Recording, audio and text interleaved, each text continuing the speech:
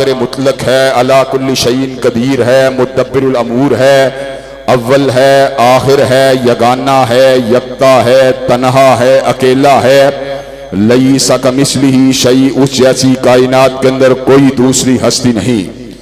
अल्लाह तबारक व तआला ने खुद अपना तारुफ फरमा दिया, कुल हुवल्लाहु अहद, अल्लाह अकेला है, अल्लाहु समद, अल्लाह बेनियाज है, सोने से बेनियाज, पीने से बेनियाज, खाने से बेनियाज, नींद से बेनियाज, उकताहट से बेनियाज, थकावट से बेनियाज।